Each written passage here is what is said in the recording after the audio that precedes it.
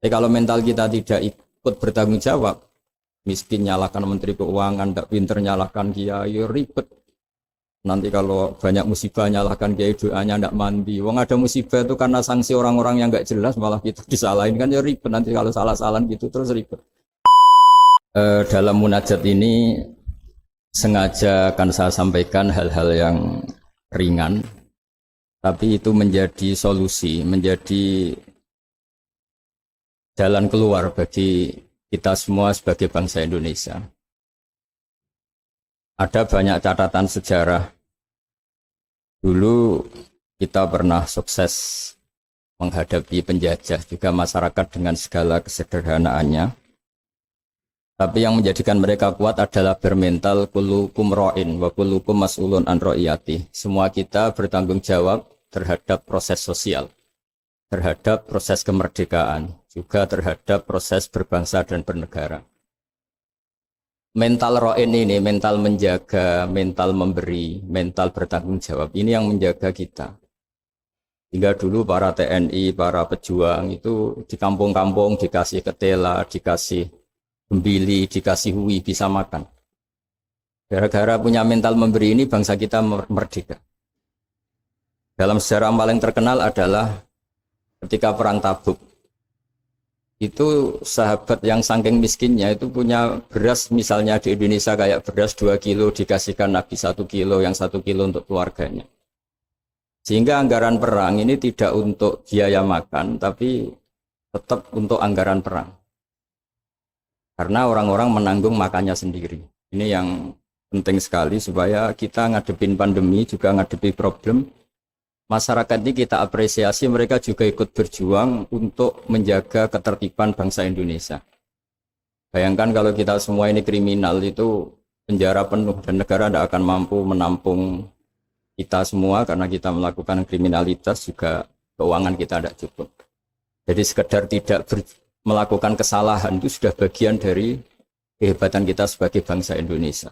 Itu yang dimaksud Nabi, kullukum ra'in wa kullukum mas'ulun an ra'iyati. Itu sebagai mukadimah untuk refleksi atau munajat kemerdekaan. Dan kita sering baca Quran. Kadang-kadang Allah Ta'ala itu suka ngendikan yang ringan-ringan. Allah Ta'ala yang Tuhan ketemu Nabi Musa yang berstatus kalimuwah. Kalimuwah itu seorang nabi yang setiap punya problem itu komunikasi langsung dengan Allah Ta'ala. Saking terkenalnya Nabi Musa sering munajat sampai ketika beliau sakit gigi, itu langsung matur kepada Allah Ta'ala, ya Allah saya ini sakit gigi. Jadi tidak ke dokter, tidak ke tabib, tapi langsung ke Allah Ta'ala. Bersama Allah Ta'ala dikasih tahu, coba kamu ngunyah rumput ini, jenis ini. Setelah dikunyah, Nabi Musa sembuh. Suatu saat beliau sakit gigi lagi. Tidak lagi konsultasi dengan Allah, tapi langsung nyari rumput itu, kemudian dikunyah tambah sakit. Tambah sakit, Nabi Musa tanya, ya Allah ini sesuai resep pertama, kenapa tambah sakit? Resepnya Allah, dulu kamu percaya saya punya kekuatan menyembuhkan, sekarang percaya kamu sama rumput, silahkan minta sembuh dari rumput. Akhirnya semenjak itu jadi syariat bersama bahwa ikhtiar harus tetap hasbiyallah wa ni'mal wakil, meskipun tawakal juga harus tetap ikhtiar. Karena di semua cerita-cerita itu Nabi Musa tidak langsung disuruh berdoa, tapi disuruh ikhtiar, yaitu dengan mengunyah rumput tertentu yang menjadi obat sakit gigi. Tapi di balik itu semua ada hal-hal dahsyat yang Allah Ta'ala itu ngendikan atau cara memperlakukan seorang kekasihnya itu ringan sekali, rileks sekali, sehingga banyak kiai-kiai kita yang rileks. Fir'aun itu betapa biadabnya Fir'aun, betapa bengisnya Fir'aun yang menindas bangsa Israel. Bani Israel. Tapi pertama ketika Allah manggil Nabi Musa itu pertanyaannya ringan sekali. Wa ma tilka biyaminika ya Musa, kamu bawa apa?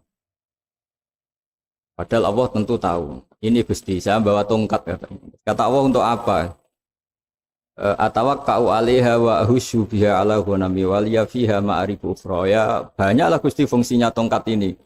Untuk menghalau kambing saya ketika menggembala, untuk merontokkan daun-daun supaya dimakan kambing saya.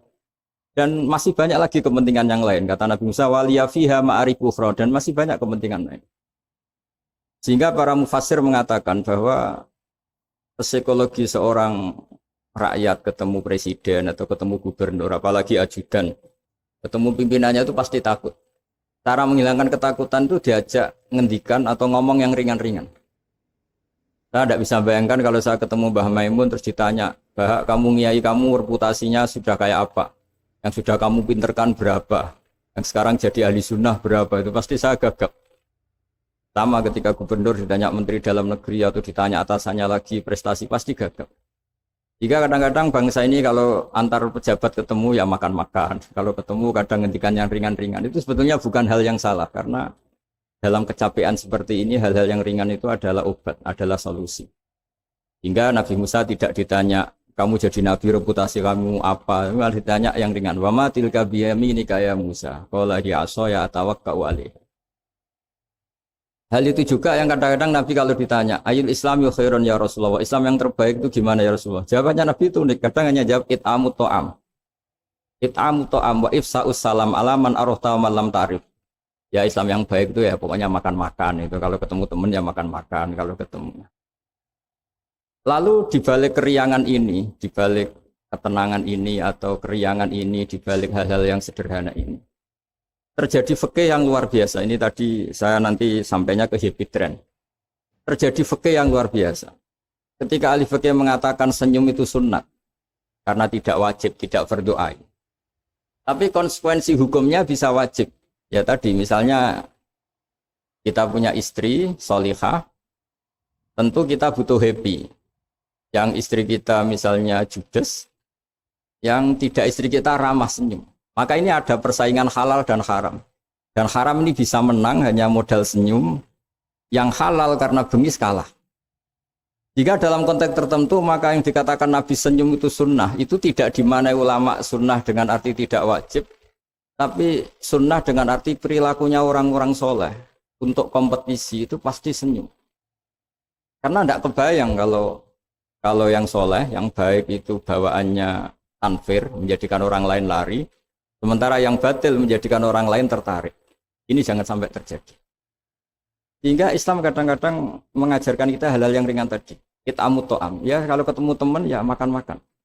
Kita tidak bisa bayangkan misalnya komunitas orang-orang bandar narkoba kalau ketemu anak buahnya makan-makan, rileks. Sementara kita yang soleh-soleh, meditnya minta ampun. Sehingga orang terus kapok berteman orang soleh karena bakhil. Terus mencari berteman orang batil karena sakhab. Begitu juga di perdagangan. Di perdagangan kita ingin produk halal ini menjadi inspirasi kita, menjadi mental kita. Sehingga barokahnya produk halal ini, kita tidak butuh lagi produk yang haram. Wa aghnina bi halalika an haramik. Semoga dengan halalmu ya Allah, kita tidak butuh lagi haram. Misalnya orang-orang soleh itu kalau sholat senangnya minta ampun. Bisa sholat saf awal senangnya minta ampun. Menemukan imam masih takbir, senangnya minta ampun. Sehingga kesenangan-kesenangan ini menjadi tidak perlu lagi senang hal-hal yang haram. Makanya saya ikut ngapresiasi happy trend ini, semoga jadi sistem perdagangan yang menjadikan orang itu jauh dari haram. Di antara haram dalam Islam adalah kita tidak punya harta kemudian menjadi beban bagi orang lain. Fayaku nakalan alan nas, menjadi beban orang lain. Hingga di makalah Imam Ghazali paling terkenal diantaranya muru'ah. Muru'ah itu harga diri seseorang itu punya uang, punya harta. Kata Imam Ghazali menyitir sebuah makalah orang sebelumnya, apa etika orang kalau ketemu teman? Kata orang itu jawabnya bawa uang katanya. Pokoknya kelihatan cukup. Gitu. Karena kalau kita ketemu teman, misalnya di Jakarta, orangnya sudah kelihatan hanya sanggup sak perjalanan, mesti pikiran pertama wah nyangoni ini, karena dia tidak akan kuat beli tiket. Gitu. Jadi belum sudah jadi problem. Sehingga di Ihya di bab Adabul Kasbi, terus di situ disebut Fadhailul Kasbi, keutamaan-keutamaan orang kerja, itu di situ diceritakan betapa pentingnya orang itu kerja, punya aktivitas ekonomi, baik berdagang maupun bercocok tanam maupun apa saja. Karena di antara etika berteman itu kata ulama ini punya uang. Karena nanti si sohibul bait ini tidak kepikiran macam-macam. Jadi saya tidak akan cerita panjang lebar, cuma saya pastikan bahwa kegiatan halal itu harus dominan dan harus asik. Karena nanti kalau dalam kompetisi kita yang bernegara sehat, bawaannya marah-marah, orang yang salah bawaannya senyum, pasti pertarungan ini akan dimenangkan yang salah. Begitu juga yang orang bawa kebenaran bawaannya pikir, sementara yang bawa kebatilan dermawan, pasti kita akan kalah. Di sini pentingnya ngaji usul fikih, bahwa bagaimana tadi yang beberapa kali disinggung oleh Kiai Haji Ma'ruf Amin. Saya suka sekali karena beliau sering ngendikan kaidah-kaidah fikih juga usul fikih, bahwa masalah pandemi ini atau masalah bangsa ini itu masalah bersama, bukan masalah pejabat saja, bukan tanggung jawab pejabat saja. Karena dalam Islam diajarkan siapapun yang punya kemampuan ikut membantu itu ya wajib. Jadi ukurannya itu siapapun, bukan yang sedang bertugas. Kalau semuanya profesional bisa habis bangsa ini. Misalnya kita melihat orang tenggelam terus biarin aja, kita tidak SAR kok, tidak tim yang penyelamat tenggelam. Kita melihat orang kecelakaan, saya tidak satlantas, ya biar aja. Tidak bisa seperti itu. Meskipun kita kiai, kalau melihat orang kecelakaan ya ditolong. Meskipun kita tidak profesi itu, kalau berkesempatan ya menolong. Kalau semuanya profesional bisa habis bangsa ini, karena nanti orang tenggelam nunggu tim SAR datang baru nolong. Nanti ada orang kecelakaan nunggu Kasat Lantas datang baru nolong. Ya tidak seperti itu. Ukurannya kalau dalam fikih ya man lahu qudratun 'alal fi'li, yang mampu melakukan ya harus melakukan. Jadi saya terima kasih sekali sama Kiai Haji Hasib, sama semua keluarga Tambak Beras, bahwa aktivitas dulu yang dilakukan bahwa Hasbullah sebagai pedagang, sebagai importer kain, sebagai penggerak ekonomi bangsa Indonesia, dan dulu gerakan-gerakan besar Indonesia juga dimulai dari Serikat Dagang. Ini semoga berkah dan menjadikan kita berenergi, kita punya kemampuan untuk riayah, untuk menjaga bangsa ini. Bukan menunggu dikasih. Tapi kalau kita ikut mentalnya riayah, memberi, menjaga, pasti mental kita ini bersama-sama menjaga. Tapi kalau mental kita tidak ikut bertanggung jawab, miskin nyalakan Menteri Keuangan, tidak pinter nyalakan kiai, ribet. Nanti kalau banyak musibah nyalahkan kiai, doanya tidak mandi. Wong ada musibah itu karena sanksi orang-orang yang nggak jelas, malah kita disalahin, kan ya ribet. Nanti kalau salah-salahan gitu terus ribet. Alhamdulillah kita tidak punya mental seperti itu. Kita buat semuanya berdoa, Rabbana dzalamna anfusana, kita semuanya merasa salah. Karena ya tadi termasuk salah adalah misalnya pernah suatu saat Nabi Ayub ditanya istrinya, kenapa engkau sebagai Nabi tidak minta doa di entasnya musibah pada diri engkau? Saya sehat sudah berapa tahun? Ya sekitar sekian puluh tahun. Saya sakit baru sekian bulan. Masih lama mana? Ya lama sehatnya, ya sudah, saya tetap akan jaga syukur itu. Nah, syukur ini penting bukan untuk dablek, tidak peduli, enggak, supaya jaga imunitas. Karena di antara nikmat yang paling pokok itu alladzi at'amahu min ju'i wa amanahu min khauf. Orang bisa makan, hidup kita tidak terancam oleh kepunahan, oleh pembantaian, oleh chaos sosial, itu sudah luar biasa. Karena di antara sifat Allah itu yang memberi alladzi at'amahu min ju', yang memberi makan kamu dari kelaparan, wa amanahum min khauf, dan memberi kamu kenyamanan. Kamu tidak takut. Itu sudah nikmat yang luar biasa. Saya sering bayangkan nikmat ini kayak apa kalau kita jadi orang Irak, orang Syria, kayak apa nikmat bangsa Indonesia yang teduh, yang nyaman.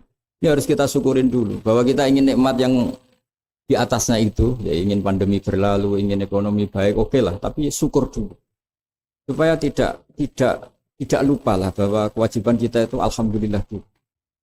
Jangan karena kemerungsung ingin ideal terus yang sudah kita dapatkan kita hilangkan. Itu bahaya sekali dalam muamalah sama Allah Ta'ala. Sebagaimana tadi yang hadis qudsi yang disitir Bapak Wakil Presiden, siapa yang tidak syukur atas nikmatku, tidak sabar atas balaku, itu maka silahkan mencari Tuhan selain aku, tapi jangan menempat bumiku, jangan menempati bumiku, jangan pakai langitku. Intinya itu betapa bahayanya kita kalau tidak syukur.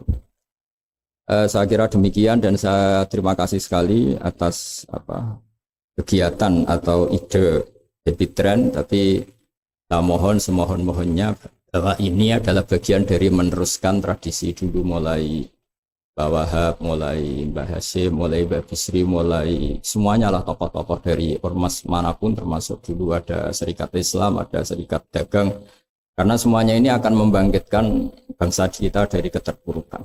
Kita harus jadi kompetitor yang baik sehingga masyarakat ini berkebutuhan yang halal. Karena orang nikmati laba dari dagang, dapat uang dari bisnis, Mereka antipati dapat uang dari nyuri, dari korupsi. Jadi semua kebaikan harus dinikmati untuk dalam rangka wa aghnina bi halalika an harami, supaya kita cukup menikmati yang halal sehingga tidak berkebutuhan lagi sama yang haram. Begitu juga dalam berekonomi, berbisnis dan berperadaban. Saya kira demikian dan mohon maaf karena tadi saya harus ngaji dulu Bulughul Maram sehingga tidak bisa ngikuti mulai awal. Dan terima kasih. Assalamualaikum warahmatullahi wabarakatuh.